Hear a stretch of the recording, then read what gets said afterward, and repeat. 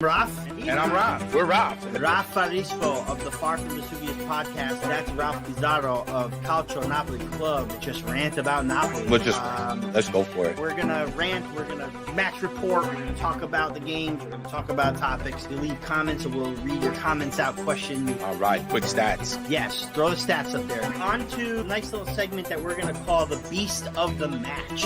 Who's beasting it for the Napoli team? Let's see. Follow us on Facebook. Rafael Rispo, Ralph Pizarro, Twitter at RafaNapoli83. That's me. CNC USA 26. I want some feedback to the show. What do you guys want to see? What do you want to see more or less of? This is going to be a show for you guys too. I want a lot of comments. We want to rant about something. Let us know if you want us to rant about something. I promise you, we're not going to agree on everything all the time. We won't. We're going to yell at each other every now and then. Come and rant. This is what it's for. We want to give you a space to let loose so you can do it here. Well, that's going to do it, Ralph. Were we boring enough for you? I don't know. I think we were great. Let's get to it. Madonna do Carmen, aiutici tu.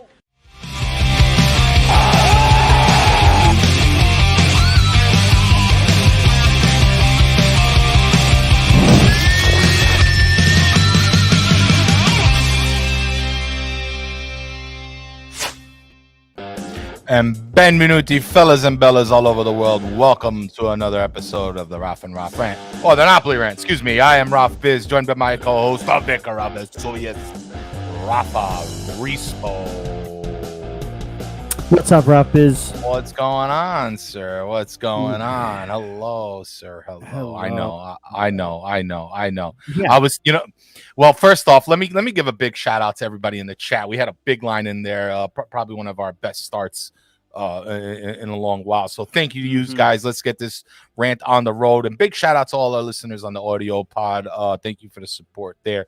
We hope you're enjoying yourself here. But man, I was, Rafa, I tweeted, I tweeted this afternoon. I'm like, today has those like today's episode is gonna have like those Verona vibes that we had last season, man. And I tagged SSC Napoli News because he was so outspoken about it. But man, big upset today. Well, this weekend rather, as Napoli lose to Empoli in Empoli 3-2, thus practically taking away any hopes of our Scudetto. I mean, Rafa, I know you are the most optimistic Napoli fan ever created, and I would even think that a person of your positivity might really be throwing in the towel.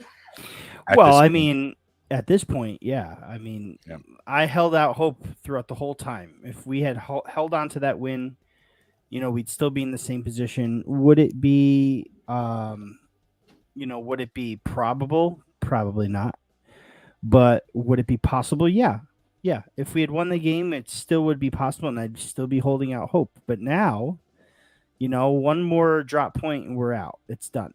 I mean, we essentially would have to win out, and Milan and Inter get like 3 or 4 points of the next 12. Well, Inter have 15. So, literally, that's what would have to happen. And that's not happening. And now after today's Juve result, and after my fun with the Juve Twitter community yesterday, I had a lot of it great. Too. That was great. And I will say this before we get started. I really had a great time. I had no kids. I had no wife, fiance. She was on business. The kids were at their mom's, and I had no work. So I was my Twitter fingers were ticklish. They were. and it was fun. It was fun. I had a good time. I responded to literally everyone that had something to say. Maybe only 1 or 2 toilet mentions. Maybe no Vesuvius fire mentions. No Vesuvius, which is great, right? Yeah. So it was banter, and I had a great time. And I listen. Unless you're gonna attack my weight or my personal status, which nobody knows what's going on, I'm gonna have fun with it.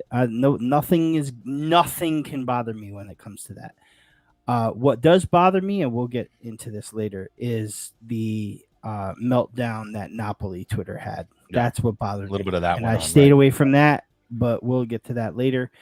But Juve win their game today, and now they're only 1 point behind us, and that's a real thing we have to watch out for is Juve and possibly Fiorentina now too. So, tu sei sexy, Gaetano. Tu sei sexy. Sei sexy too. I like this one from Lucas Goda di Luzzo, probably our friend Michele. Elon Musk approves of Rafa's ticklish Twitter fingers. Yeah, that's another story. What's going to happen with Twitter now that Elon Musk is? I am staying out as that's a whole other forum. Yeah, that is a whole other forum. Yeah, that's true. Good luck to you, Elon, because believe me, you just bought a toxic wasteland. But listen, here we go. The aftermath. SSC versus Empoli. I did my. I've been dubbing it the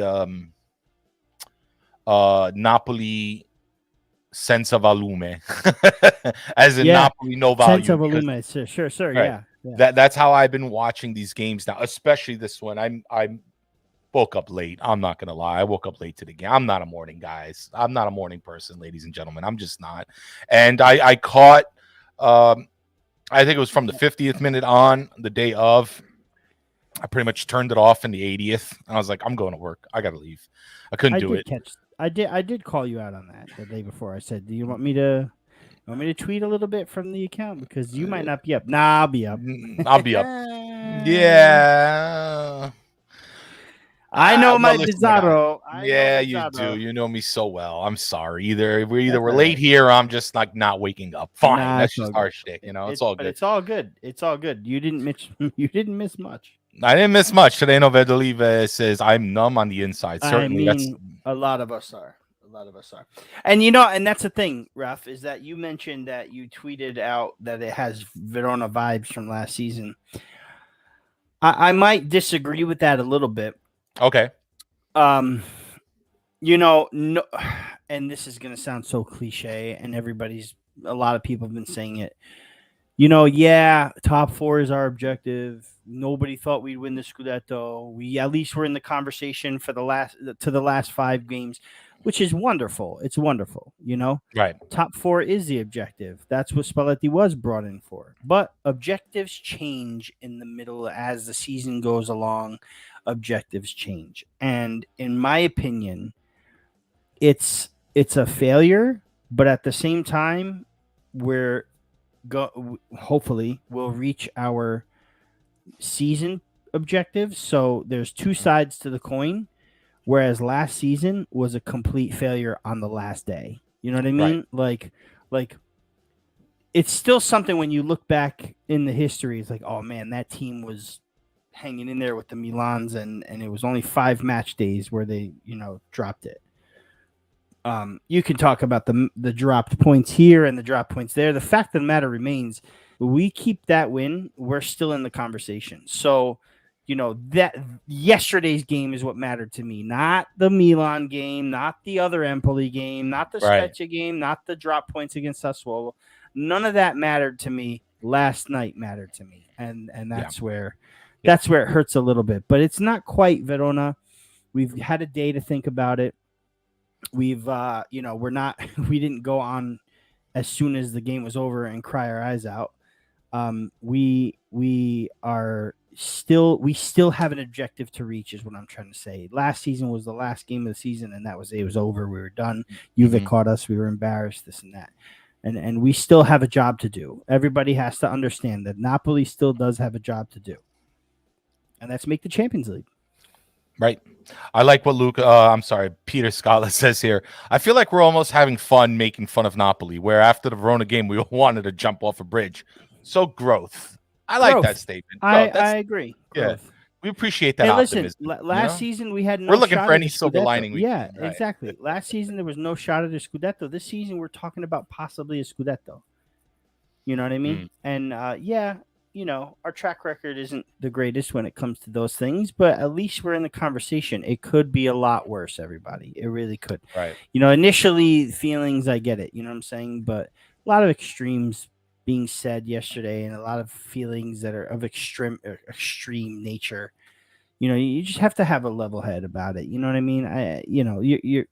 You're talking 1 or 2 of those results, and we're still in the Scudetto race. You're talking, 5 more minutes to hold on, and we're still in the Scudetto race. And we're going to criticize. We're going to say, this guy needs to leave, that guy needs to leave, this guy shouldn't come back. We're gonna say those things, and maybe we'll mean them. But we'll see. We'll see how the rest of this unfolds. I'm gonna read 2 comments here, Rafa, real quick before we get into the game a little bit. Just to respond to what you were saying, Rafa, Sereno Verdoliva says, we fumbled the best opportunity we'll have for a while. And I definitely want to get into more of this later in the show. But to win the Scudetto, it was there for the taking. 2 losses to Empoli and points dropped at home against weaker side cost us a Scudetto. And possibly one of the reasons why, Sean Sullivan comment, K2's absence was glaring. Mm-hmm. Definitely. Yeah, K2, and listen, this team has not kept a clean sheet since K2 has come back from African Cup of Nations. But that's not entirely on, K2. Yeah, right. Sack everyone. Everyone. That's not a possibility, Carmelo. It's just not. Even the people who take the ticket, sack them too. Shit. Mm-hmm. But I mean, when you really think about, what Sereno said was the two home losses. Yeah, the 2 losses to Empoli, excuse me, are one of the reasons why we're in this predicament right now. But can you really fault the whole team when we break this game down in a few minutes? Which we're not analytical. Go to Dom. Yeah. Go to Joe. They'll talk about the analytics. Us will rant and give our opinions, and then Henry and Michele will talk about the experience on the ground. But when we go forward with this game, Ralph, mm-hmm. we're going to see that certain things we wanted happened yesterday. Certain players that we wanted to performed yesterday, and then things happened. So we hold off, those last 2 goals or even the 1 goal, and we save some face, Yeah. But let's get into it. Well, I like I said before, Rafa, I did the whole Napoli senza volume because it's just to get my emotions completely out of it. Granted, I had 24 hours to kind of like let it all settle in. But without the volume, I was able to kind of see the pitch a little bit better, kind of see the players a little bit better. It's just me, I'm not a soccer. And I like that. And I wish there was a way. I wish there really was a way to like toggle commentary off, but keep the crowd going. Yeah, I really like it. You know what I mean? Yeah, I would have loved to hear some Cody from the crowd, but I did it that way. It helps me. I mean, I recommend it to anybody who gets like super emotional, which is pretty much every Napoli Don watching this game. But it's a good way to rewatch. I think everybody should rewatch because there's no way you can make a good analysis of what happened when you're super emotional watching the game for the first time. There's just no way because you're going to start pinpointing things. You're going to have these blinders on. You're going to start blaming Mario Rui. You're going to start blaming ADL. You're going to start blaming the Winter Mercato. It's like the emotional responses all seem to be the same. It's all the one thing that maybe you have held inside or always kind of like rant about that seems to kind of keep coming up as the excuse. But then when you rewatch the game, you're like, how the fuck did we lose? I mean, like, what happened? What happened? And I don't want to take anything away from Empoli. I thought they did a good job. Mind you, Rafa, I don't know if you remember a few episodes. This is like a few months back. I said, I'm worried about Sassuolo and Empoli the last few games. Lo and behold, I told my brother, I was like, I'm worried about Empoli right now. I don't know. I think that's going to be a wild card, man. Like, who knows what's going to happen in that game? And then, did you have any worry at all coming into this game? Like, I mean, honestly, I didn't. I didn't because that, again, like you said, is not taking anything away from Empoli. I think Empoli are a very good team. But they were winless in 16, man. The last time they beat us was the last time they won was when they beat us at the Maradona. And since then they have been winless, but they've gotten the results. I mean, we talked privately about, how Milan and Inter have big matches, Inter's schedule easier than Milan, but look at Inter's schedule. You got teams that they're playing that have results against big teams. Bologna has big results against big teams. Udinese has big results against big teams. Empoli has big results against big teams. These are teams that they have to play. You know what I mean? So, Rafa, can I cut you off Empoli is before you continue? No, go ahead. Just full disclosure to all the viewers. Rafa and I spoke. What was it? Sunday It or was Saturday? No, it was Saturday night. So it was after Inter had beaten Roma, where Right. That's kind of where my realistic Scudetto ambitions were tarnished a bit. I mean, I still wasn't convinced that it was over, but it was talking with you on Saturday night was when I realized when we put it together and see how many points Inter still have to get. Yeah. When I realized, well, shit, either they have to drop 2 games or they have to lose 1 and draw 2 out of the next 5, and that's a little bit difficult. So that was it right there. It was a Saturday when we were talking about it. So. And it was funny because after we spoke, I was like, man, I'm feeling a little bit more confident. It kind of like replenished my soul a little bit because as we did the numbers, I'm like, we just need a few things to happen and we're right back in this. Who knows what can happen these next 5 games.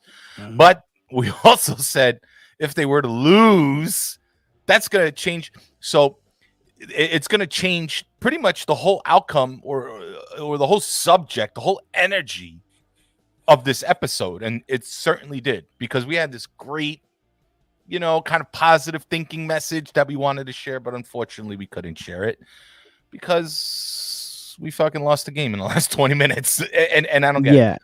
Yeah. And it was last 10 minutes. And I don't want to, within 8 minutes. Within 8 minutes. Yeah. Gaetano here saying the fat lady's been singing for a couple weeks already. And then Gianluca chimes in with she hasn't stopped singing since the mutiny. Ooh, I disagree. I completely disagree with that. I disagree with that big time. I disagree, Gianluca. I'm sorry. I don't agree. The mutiny happened and then we won Coppa Italia. Then, okay, maybe the rest of the season didn't go as well. We lost in the Champions League game in August after the season was done. It was a little tough. But then we came out with Gattuso, and the goal was top 4. We missed it by 1 point. We went on an 11 or 13 game unbeaten run after during a press silence. And we really pushed. And then this year we were Scudetto contenders until the last 5 weeks of the season. So I don't want to hear that this all has to do with the mutiny. I'm sure everybody's gotten over the mutiny at this point. There were times in this season where we all believed, you know what I mean? So that is weak to me. You know what I'm saying? Respectfully, that's weak. I don't subscribe to that. I mean, I think I understand it's tough to really kind of like, swallow all those losses, man. Like to have to like deal with that. Some will say, hey, it's Spalletti's first season, yada, yada, yada. This is not what the goal was, top 4. Fine. I think this year, on top of the people's frustration, because listen, the common phrases is that ADL only wants top 4. He's content with that. That's it. And considering his comments in the beginning of the season, considering our recent performances, I can see why that post-traumatic stress of like, oh, what is ADL doing with this club? Kind of like comes back to life, or the left back or the Winter Mercado. You see, like those are all little things that maybe Napoli has done or done wrong or not done or whatever. But those aren't the reasons why we're in the position that we're in right now. But I think that for me, the beginning of the season, I saw this team and I'm like, wow. They adjusted the way we wanted them to. And I was like, they're winning this Scudetto. If they can keep this up for the most part, like 80% of it, 90% of it, we're going to do good. Maybe the league is a little weaker. I don't know. I personally think the league is a little stronger. I don't think like we get, because here's the deal, Rafa. We're so used to seeing Inter Milan, Juve, Inter Milan, Juve, Inter Milan, that now that they're not performing as well, we think that, oh well, the league sucks, but nobody gives No. credit to what Lazio No. can do. The rest They of the got team, the rest highest of the goal league. scorer in the team. Nobody's giving credit to Fiorentina. Fiorentina and what Vincenzo Italiano did. Which in January I wanted this guy. Last January 21, I wanted this guy to coach our team. Nobody's giving credit to like even how Sassuolo has played. I What mean, the results Empoli that has they're done. getting. Yes. Didn't Empoli beat Juve? I mean, like Empoli beat Juve. Yeah. Empoli beat Juventus. Udinese Roma? got a draw against Juventus. Roma. Atalanta? Yeah. Man, listen. The league as a whole got more competitive, and you could tell. Look at freaking let's go to all the way to the bottom. Look at Salernitana. All of a sudden, three wins all season, and they just got 3 in 9 days. You know what I mean? And now they're not in last. They're in freaking 18th, which is not 20th, and they're 3 points from safety. So this league has really gotten a lot more better from top to bottom. I mean, granted, there are some crap teams. I think Genoa sucks. I think Venezia sucks. Yeah. Sampdoria isn't doing that well either. But Cagliari had their up down. You know what I'm saying?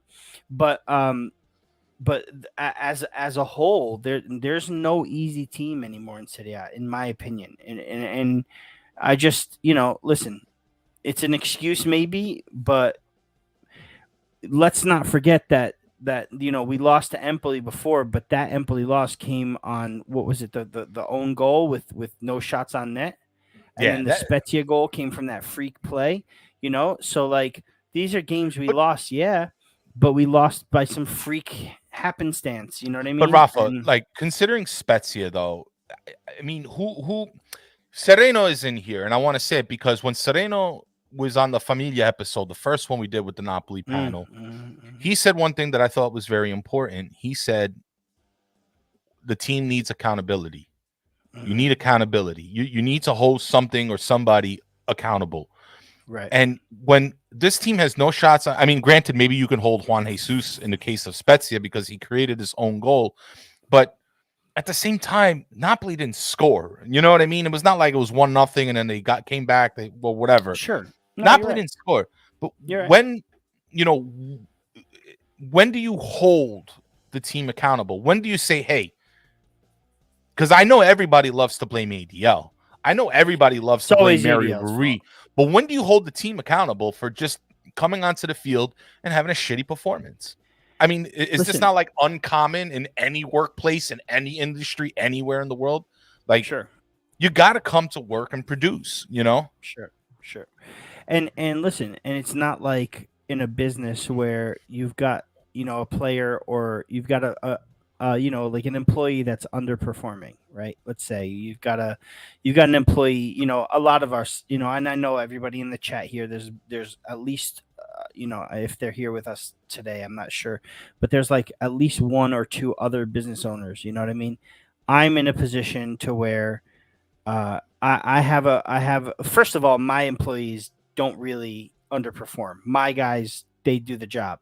But say I were to have one, you know what I mean? Pre-COVID, I could just be like, listen, you ain't working out. I got to train someone new. You know what I mean? We have Scotto Di Luzio, Michele in here with a pizzeria. If a guy comes in and he's not performing the way Michele wants him to, he's gonna see him out the door, and he's gonna bring someone else in that could do that. ADL is not in that position to do that. This is a sport. This is a team. There's no abbraccio a te, Marcello. Grazie. Thank you. Thank you, Marcello. Yes, thank you for coming in Australia. I love it. What is it, like 12 to 14 hours? I think they're having breakfast right now. I know that. Good. Yeah. But anyway, what I'm trying to get to is you can bench players and you can, try different things, but you can't really replace until the window. And then come the window, if we're doing good, there's no reason to replace. Now, I will attribute a lot of the mess in January, February, right? Well, I mean, pre-January, February. I think for the players that we had out, we did a pretty good job in January and February. But yeah, I agree. Right after I that think is the question mark, you know? I think all of it came down to the nagging injuries. The players are tired, and it's an excuse I'm making. Yeah, it's an excuse. Everybody could watch this and say, "Oh, well, Rafa, you're just making excuses for them not performing." Okay, but look at Inter. They had a problem, I guess, with scoring goals at a certain time, and they didn't get hurt, and they're still up there. Milan too. Milan didn't have as many. Well, they had a few injuries, but they were able to deal with these injuries. But there were games that they were dropping as well. You know what I mean? Right. The top 4 teams this year have not done the way a normal top 4 would do, where they're Right. like killing every team off. You know what I'm saying?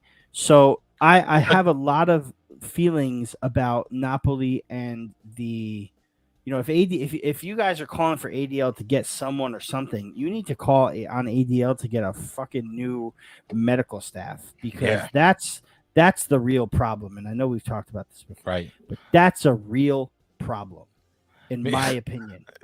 This team is good enough.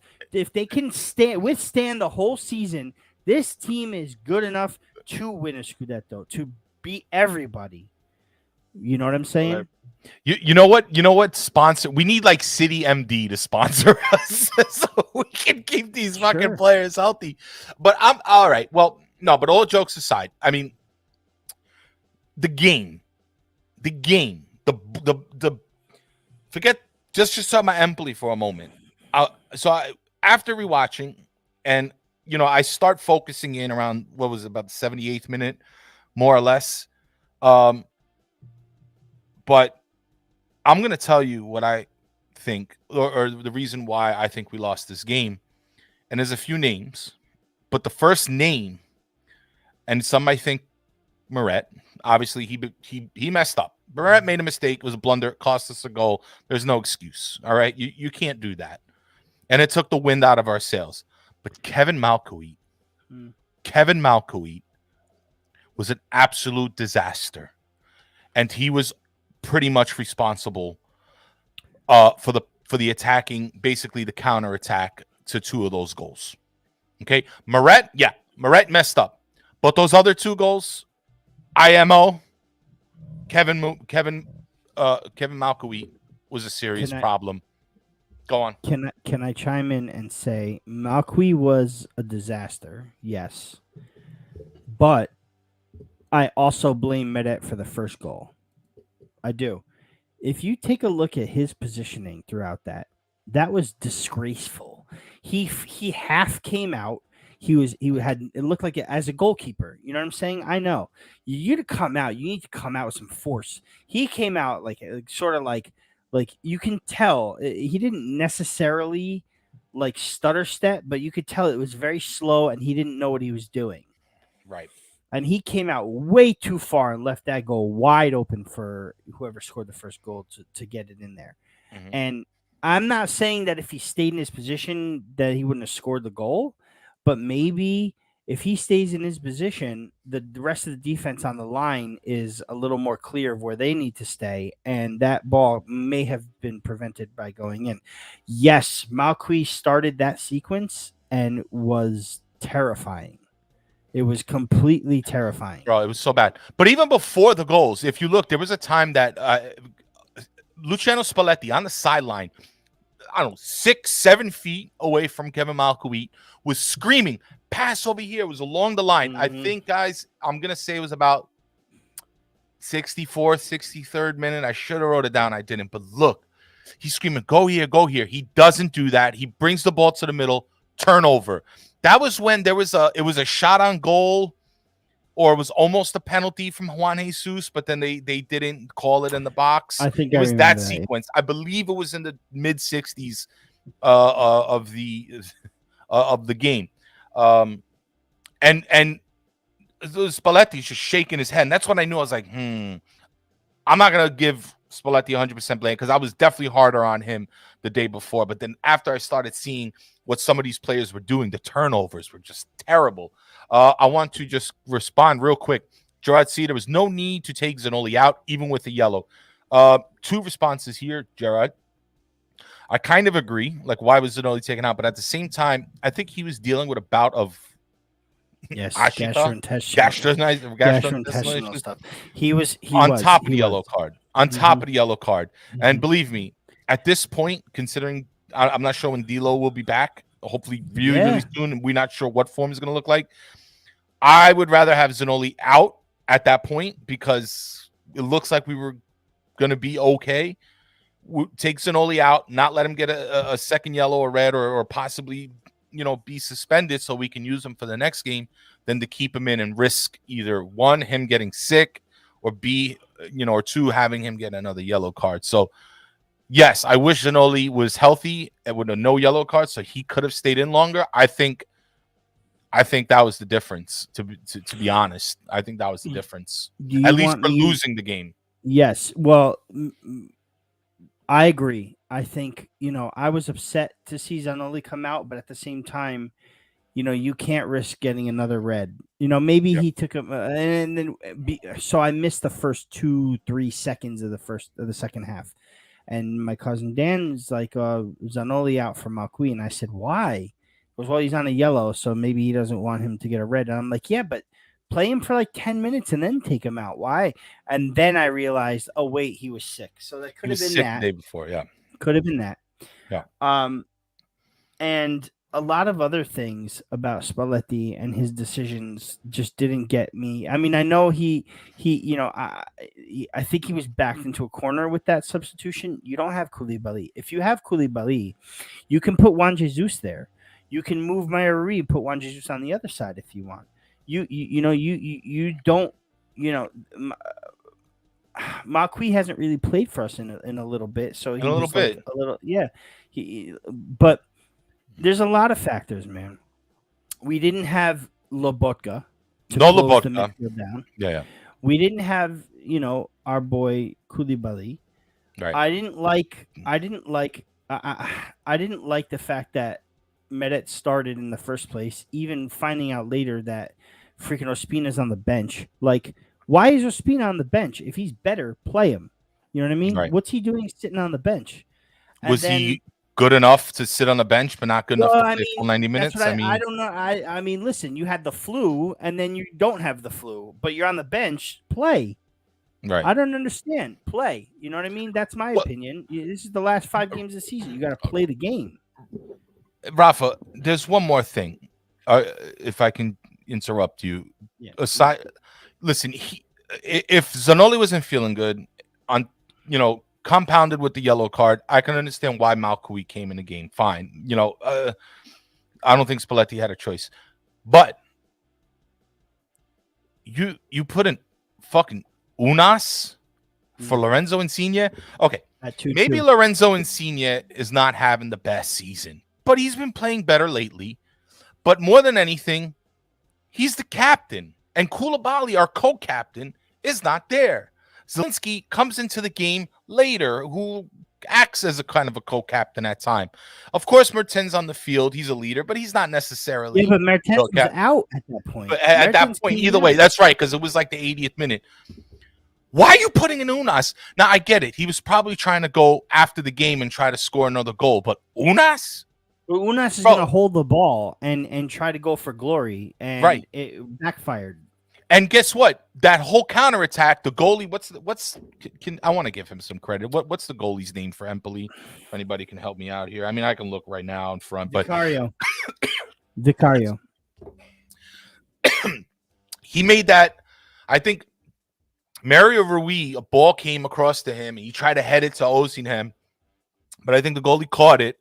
And the goalie immediately recognized that there was this gap in the right side, throws the ball out to create this counterattack, and you need Adam Unas to chase him down because Mario Rui was in deep. You're in deep. The goalie, he had the competence and the vision to let the ball go. It goes onto the counterattack. Unas is chasing him. Okay. Crosses the ball to who? A player that Malqui is supposed to be defending. Mm-hmm. Third goal.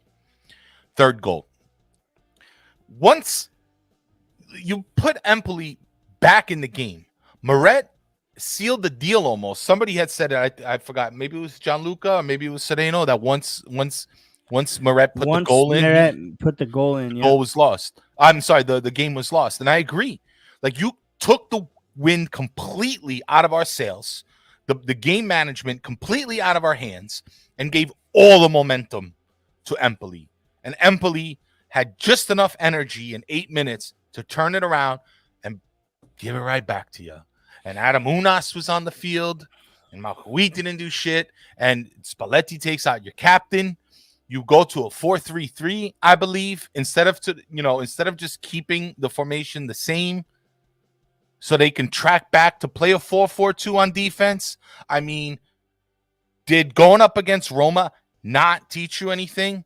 What are you doing? What are you doing, Spalletti, when you do that? The decision making was terrible. And here's my first. So Malcuit sub was at halftime, right? Okay, nothing you could do about that. Zanoli's on the yellow. He's sick. Put Malcuit in. Okay, fine. But why is your next substitution in the 68th minute Lozano out, who has an assist, and as the game went on, warmed up and was playing really well? Like, I didn't hear his name in the first 30 minutes, but then after that, he really turned up, in my opinion. But you're going to take Lozano out, and instead of making that like-for-like Politano substitution, you're putting Zielinski in, who is not having a good season at all. Right, especially these last few games, Rafa. Why are you playing with that kind of mess? And then you're going to take out Mertens, right, before all this stuff happened. You're going to take Mertens out, who, okay, fine, I get it. Maybe he can't play 90 anymore, but I think for one game, he could play 90. We have a week rest. There's no midweek games. Keep him in the field. Keep him in with Osimhen.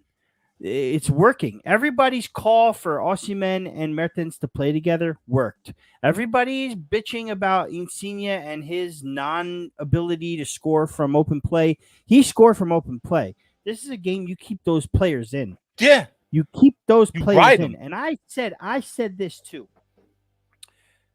You make a change at halftime at 1-0 if something is wrong. You make a change at halftime if you're down. So when Spalletti made the change when we were down to Udinese, he put Mertens in, and it right there caused an eruption, and we won the game, right?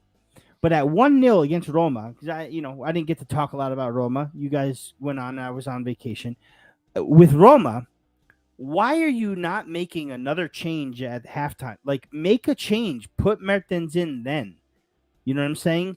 Because obviously we got the penalty, but the goals weren't coming. And you don't just get one goal against Roma and expect to coast through it. Make another change. You know what I'm saying? In this case, okay, we made the change at halftime for on the defensive end, but maybe he should have made another change. Maybe he should have seen that. I don't like how, Lozano's playing, so I'm going to take him out and put Politano in. Not Zielinski, Politano. But it's irrelevant because Napoli went up ahead 2-0. So Napoli actually were doing the job. They were doing their business. They had the game in their hands, and it wasn't until Spalletti made the changes, the wrong changes at the wrong time, if you ask me. If you're gonna take Lozano out or Insigne out, put in Politano and put Lozano on the right on Insigne's side on the left, or replace Lozano for Politano. Mm-hmm. Okay, I know. I guess the strategy, if the strategy is to go more defensive, how come he didn't take out Lozano and put in Demme? You know what I'm saying? Right. Like what's the point in taking Lozano out for Zielinski when Zielinski is not having a good time? It's like you said, they went to a 4-3-3. You know what I'm saying? But that's not the right thing to do. What's working is what's working. Don't change it. Like, you don't have to adjust. In my opinion, you don't have to adjust your formation if it's working throughout the match. By the way, Treese, thank you for showing up. Elmas, I think, was on an injury. He wasn't even in the he wasn't lineup. in the team. Like, he hurt his bicep. What the fuck? What are you, fucking curling too much weight at the gym, Elmas? Come Dude, on. What's going all on? falls on the medical staff to me. Bicep? What you do with your bicep? Fuck, you're a soccer player, bro. Leave your arms where they need to be.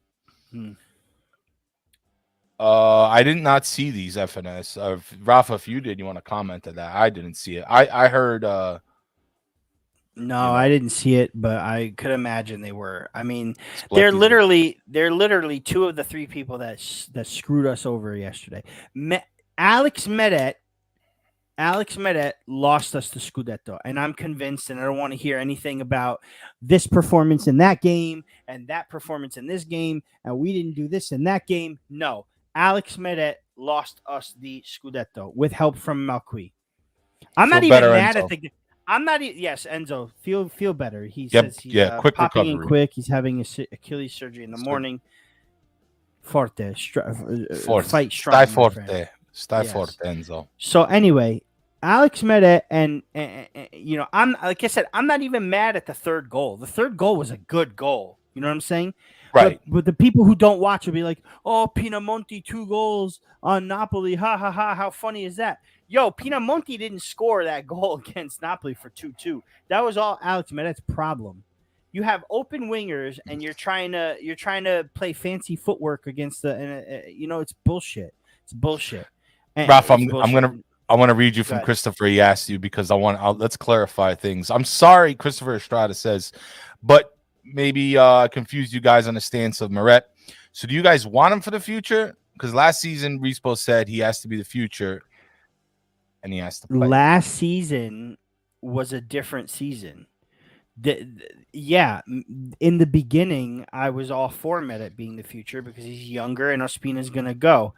But obviously, then he got injured a match and a half into the season, and Ospina came on and tore it up. Once again, proving that A, Medet is too injury prone, and B, he's just unreliable back there, man. He's unreliable. So my stance has changed on Medet big time. Last season, when we first started this show, I got changed about Ruiz, you know? I mean, it listen, happens. Yeah, exactly. You're allowed. I changed my stance about Spalletti. I didn't want Spalletti on this team in the beginning of the season. When that rumor was Spalletti on the Verona show, I said, I don't want it. I want Gattuso to stay, or I want Allegri. I still think Allegri would have been good at a different team. I think when even though he's on the verge of third now, you know what I'm saying. But he obviously didn't have the season he thought he'd have at Juventus. I think Allegri with this team would have worked out well. But anyway, that's my opinion. I was convinced that Spalletti might be good, and then I saw it unfold. 8 wins in a row, 11 of 12. Like Scudetto talks. You know what I mean? But Spalletti did what Spalletti does and totally capitulate. He didn't properly service Osimhen. He didn't play through the wings enough. And when he did play through the wings, it was freaking Osimhen on the wing trying to cross it into a short Lozano, Insigne, Mertens, who have no height. Like, what the hell is that? What is that? Under Gattuso, like we've mentioned here forever, under Gattuso, Napoli had the best wingers in the world. I'll say it, in the whole world. Insigne was literally touted by certain publications as being the best left winger in the whole world in 2021. Okay? And now he can't score a goal from open play. Lozano doesn't get good enough, his shit good enough, even though he had some injuries. Politano's had a real down season. And, there's nobody else for Insigne on the left, so nobody else is playing good on the wing. It's all through the middle and then Osimhen or an outside shot or this or that. Nothing through the wing. Nothing. You know what I'm saying? So what's gonna happen? I mean, if you want to tell me Spalletti was the guy to bring us back to the top 4 and he does that, then okay, that's great and I appreciate that. But will he really win us anything? He's not going to win us anything in Europe. He's not going to win us a Scudetto. It's not going to happen. It's just not going to happen. Napoli need to go younger and newer. You know what I'm saying? As far as coach goes. Sadi wasn't yet. I mean, Sadi wasn't young. But he was new. But Sadi was new, and Sadi was a different approach. And Sadi brought that style of play to Napoli, and Napoli are used to playing that. You know what I'm saying? And yeah, he didn't win us anything, and I ridicule him for that too. But maybe we need to go back to that approach where, okay, we need to get someone younger, hungrier, and with different ideas. Ralph, I'm not. You had just you triggered a few emotions about saying that Meret was the reason why we lost the Scudetto this season, or that. Meta is the reason why we are not going to win the Scudetto this season, in my opinion, because we are in the race still if Napoli wins that match. And the reason why we lost that match was Alex fucking Meret. That's why we lost that match. So thus, Okay. like I said, I don't want to look at the past, because what happened in the past happened in the past. We were still in a race for Scudetto. You know what I'm saying? Right. We were still in the race for a Scudetto. The Roma tie, the Sassuolo tie, the 2 losses to Empoli and Spezia, the big losses to Atalanta, Milan, Inter, whoever you want to look at. You know what I'm saying? We still had hopes for a Scudetto if Meret doesn't give up that second goal. That is If Meret harsh. doesn't give up that second goal, we are harsh. not giving up that third goal. I'll give you that much. I think. Listen, as far as that game goes, Rafa, I'm with you there. As far as the game, I certainly blame 3 people: Kevin Malcuit, Alex Meret, and Luciano Spalletti. Those are the 3 guys I blame for losing against Empoli, but I certainly don't blame them as a whole, as a group of 3, for losing the Scudetto. Maybe that's where our disagreement can be, because listen, it's not like if they won, they would have definitely, if we beat Empoli, we would have definitely won the Scudetto. That's not it. Because remember when we did the math, basically the math was, if from Empoli on, Napoli win out and Inter are to lose 2 of 5 games, and Milan were to lose 1 game and at least tie another, Napoli quite possibly would have won the Scudetto. Or no, they definitely would have won the Scudetto had that scenario manifested. Right. Or Inter lose 1 and draw 2, which is still possible. But either way, Rafa, we need them to lose. So I get that. No. I get that. I get that. Yeah. But our chance is slimmer than this piece of receipt paper. You know what I'm saying? Now. Right? Now. If we won that game, that gives us more fuel to go on and win the next few games. We win out, which is not impossible to win 5 games in a row in Serie A. We've done it. You know what I'm saying? We win out, and those guys drop. It happens. I get it. Fine. Yeah, I get it. A lot of the chat is saying something about the Inter game. What Inter game? The game that we played against Inter was a wrap for the Scudetto? Because I don't think that's true. The game that we played against Inter was a wrap for the Scudetto, because we had the game against Lazio. We had a bunch of games that saw us really, really come close to jumping these 2 teams. You know what I mean? Okay, fine. I get it. We drop points elsewhere. But with a win, we still believe. You understand? Like the group still believes, you know what, there's an outside chance, but it's a chance. Now, the outside chance is way outside. You know what I mean? Right. Oh, no, now forget it. I don't believe in it at all, but it's impossible. It's impossible. There's no way Inter are going to drop 2 games and draw 1 so that we can catch them. And there's no way that Milan, I mean, there's more of a chance for Milan to drop points, but there's no way for them both to do it now after our loss. If we had won, it would still be, for me, it would still be some sort of again, the belief would still have been there if we won that game. That was a statement game, no matter whether it was a. But what about the reality, Rafa? That's what I'm like. But I'm challenging you on. And Salvatore De Brita. But the thing is, the reason why I'm so pissed about it, right, is because we dropped it. We dropped it. You know what I'm saying? We could have won out and left respectable, maybe even in second. We could have won out the season. Fair enough. And said, you know what? At the end of the day, we did our job at the end to push for it. We didn't give up like a bunch of wusses. We didn't screw up somewhere on the pitch. We did it. We won the 5 games after the Roma draw. You know what I'm saying? We lost the Fiorentina game, fine, but we came out 4 points out of 9 against those 3 tough teams, and then we won 15 points in a row, and we attempted. We put destiny. Destiny is always in their hands, but we at least did what we had to do, and because of Meret, we're screwed. I mean, like, because of Meret, we now have a problem for 4th and 5th. You know what I'm saying? Meret just didn't lose the Scudetto for us. Now we have an issue at 4th and 5th place because if Fiorentina win their game in hand, they're right behind Juve and us now. You understand? Like it's a problem. It's now a problem. Alex Meret screwed the season up for me, in my opinion.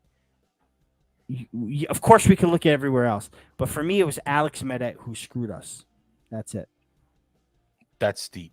That's certainly gonna trigger some emotions. Let them be triggered, right? Hey! That's what we do here. This is the rant. This is the Napoli rant. Let them be triggered. I couldn't give 2 shits anymore about who's triggered or who's not triggered, and I also don't care about who wants to watch and who doesn't want to watch, and I also don't care about who's done or is not done. I don't care. Because every single week I'm putting this on and kissing this.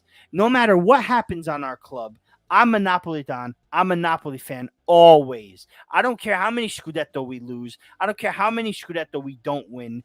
I'm a Napoli fan through and through. It's in my veins. It's in my blood. Yeah, I taught my kids how to be a Napoli fan. Oh, yeah, I don't. They're suffering because they're a Napoli fan. Guess what?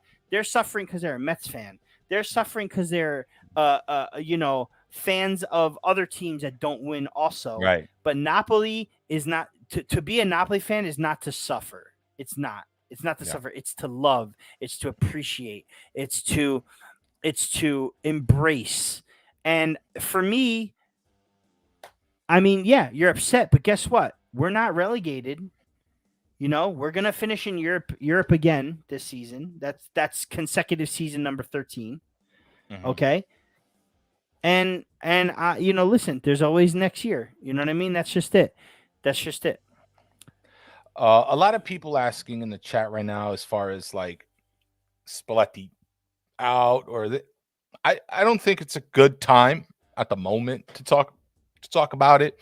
I would like to see the rest of the season end. I don't want to get into the coach debate quite yet. I really want to see how Napoli end this season and then kind of take it from there, because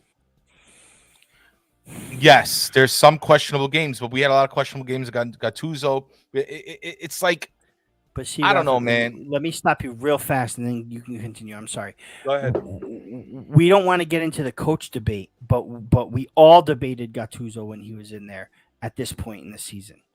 We all debated this guy. No, I know. And even when we were finished 11 of 12 win, unbeaten in our last 12 last season. Right. Everybody wanted Gattuso gone. Everybody did. Now there are some of those people, the same people, saying things like, should have never got rid of Gattuso. That's so funny, why right? can't we have the coach? Why can't we have the coach chat? Because if Spalletti somehow doesn't make it to, if Juve catch us in 3rd and then Fiorentina catch us in 4th, or Lazio, I don't think Lazio is going to. They lost to Milan. But if Fiorentina catch us and Juve catch us and we're finishing in 5th, does Spalletti really deserve another season at Napoli? Do you think he does? Do you? I want to read this. Ralph, I want to read this from Claudio Trophy here. Let's be real. Outside of the win streak at the beginning of the season or Fabian's last-minute goal, when did the team look like they loved to play for Spalletti? I want to take the first response, Rafa, because I think this is important. We said at the end of the season on the rant at the end of the season, we said on the rant last season, we said on the rant that there's some people, all right, may not like Gattuso. Some people love Gattuso. Some people want to give him another chance. Some people want him to go. Some people hated his tactics. I mean, it was literally like a line split down the middle, and the sides were drawn. Fair enough. That's okay. I really don't mind when people have two different ideas about how they see Napoli. However, there was one important detail that I mentioned, and I said the team loved Gattuso. And if they love him, then that's good enough for me. Because at the end of the day, I'm sitting here in New York, chilling in my chair, watching the games in my pajamas, all right, drinking some espresso. They're the ones that have to go to practice almost every day. They're the ones that have to deal with the tactics. They're the ones that got to deal with the coach, the screaming, the this, the that. But if at the end of a game or at the end of a goal or whenever, they go up to their coach and embrace him and say they love him, and not only do they do that, but they actually go out onto the field and act accordingly, to me, that's good enough. Mm-hmm. I don't need more than that. I don't need, who am I to say, screw Gattuso?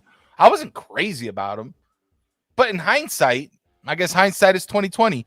You look back and you're like, well, shit. Think of all the challenges that he had to overcome. And think about the way he got the team to react. You don't understand. This is not Sarri Napoli. This wasn't Mazzarri Napoli and the things we experienced on the come up. No, the team was in trouble.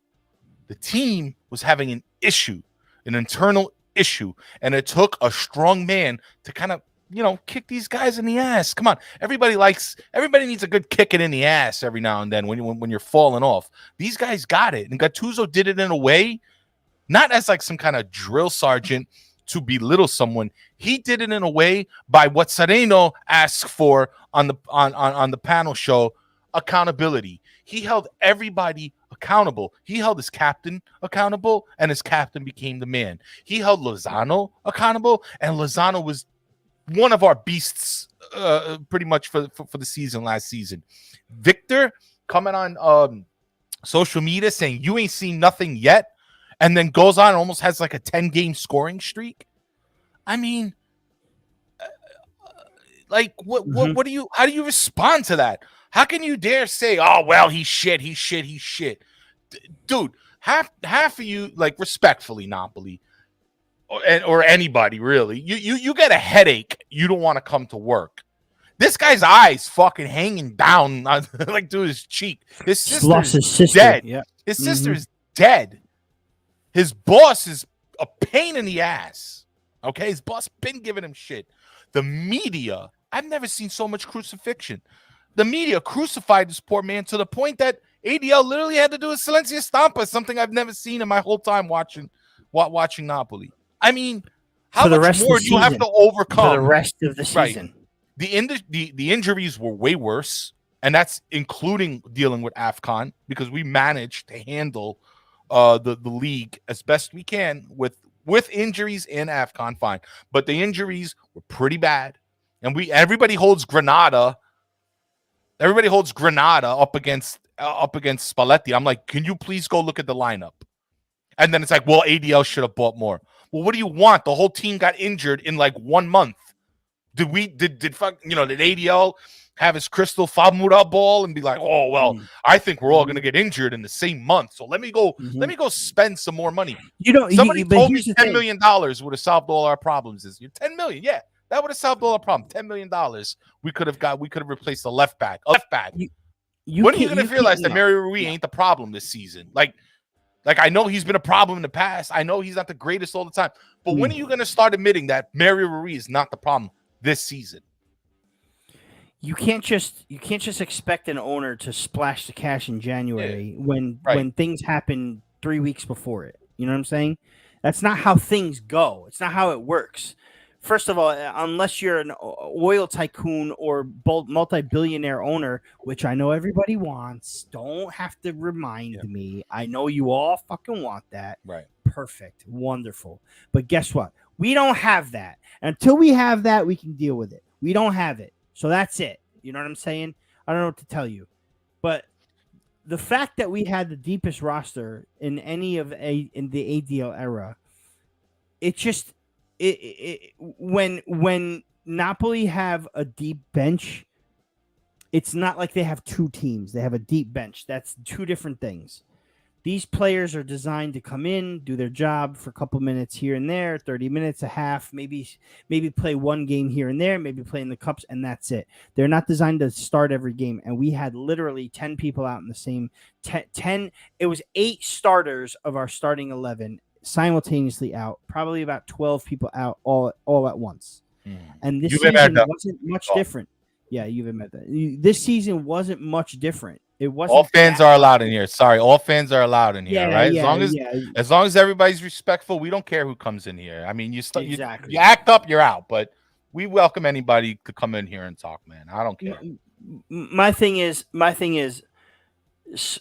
okay. Let's take a look at what Spalletti did. He got Lobotka playing better. That's about it. That's really all he did. He got Lobotka playing better, which turned out to be a revelation because, in my opinion, he's the most improved player on the team. And that's great. Without him, obviously, we suffered in the midfield yesterday towards the end of the game. You know what I'm saying? But who's to say that Gattuso wouldn't have gotten Lobotka back to, let's not forget, Lobotka was dealing with a girlfriend issue, too. He had a mental issue with his girlfriend. And that was causing him to not be fit, not to be in his head in the game. And yeah, there was some, back and forth with Gattuso. Fine, sure, fine. But at first, Gattuso had a problem with Lozano.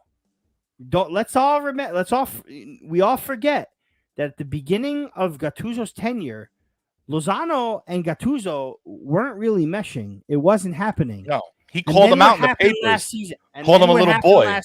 Then what happened last season was Lozano had a freaking amazing season. He got injured. He came back, wasn't as good as he was before he got injured, but still had a lot of goals and a lot of assists along with Politano. And Gattuso is known for yelling Chucky Chucky. That's how everyone calls him Chucky in Italy because of him. Okay. Right. And obviously it worked. So who's to say that Lobotka wouldn't have been fixed by Gattuso as well this season? You know what I'm saying? For me, Spalletti only did that, and that's it. Okay. He brought Zanoli in too. Zanoli had one good game against Atalanta. Great. Yeah, but he had no choice because fucking Di Lorenzo got injured. All right, Zanoli had 7 minutes, seven minutes before Di Lorenzo got injured, but Spalletti, I saw the vision. Get out of town, bro. You're full of shit. You were using why were you using Malcolm to come in and sub for D'Lo if you had the vision of Zanoli? Bullshit. These guys, they don't fucking care. Like, hold on, not going out. They love. Hold on. I'm sorry. Not going out. They love Gattuso, but didn't play for him versus Verona. Okay, listen, but listen. Let me say one thing, Rafa, before you go. Go ahead. You got to understand.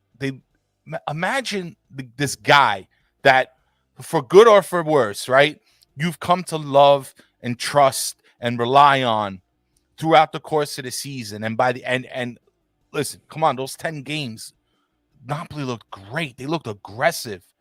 And then on the last day, and this is the shit about ADL that I don't like. I support ADL, but this is the shit I don't like. And I think somebody else said it in the chat here. It was Luca Scottoluzzi. People forgot the team found out Gattuso was canned before the Verona match. Fucking De Laurentiis had the tweet like ready to go. I mean, Gattuso didn't even make the locker room yet, and the tweet was out that he got fired. You think they didn't know?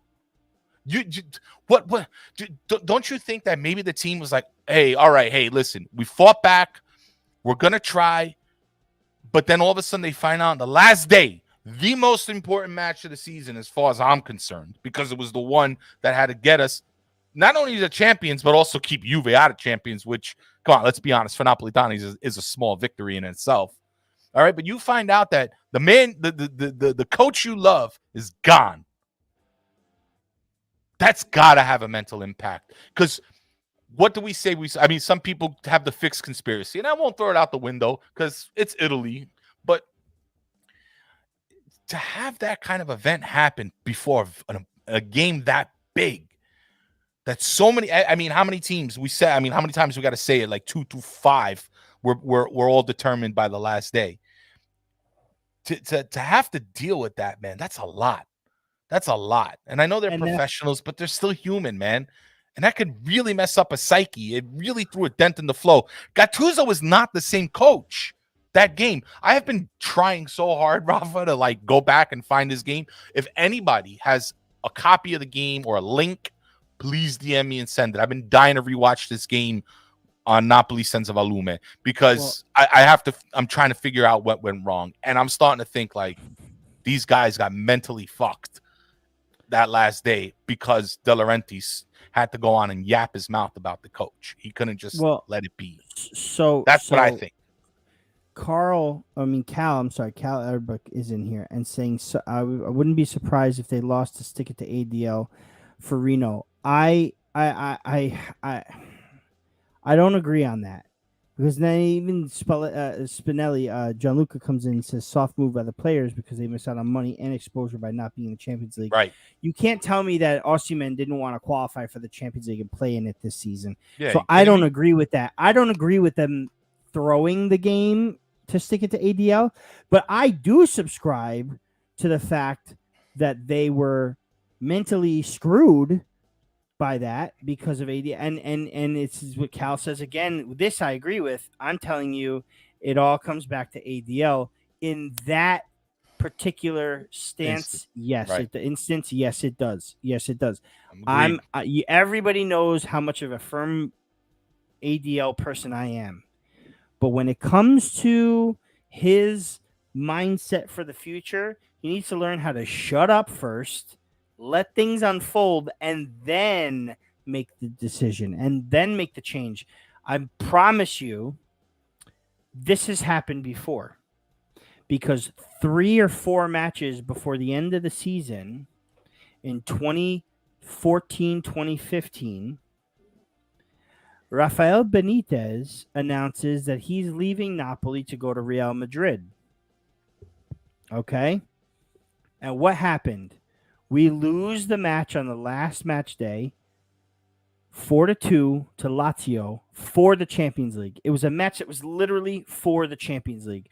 The winner of that match is in 4th place.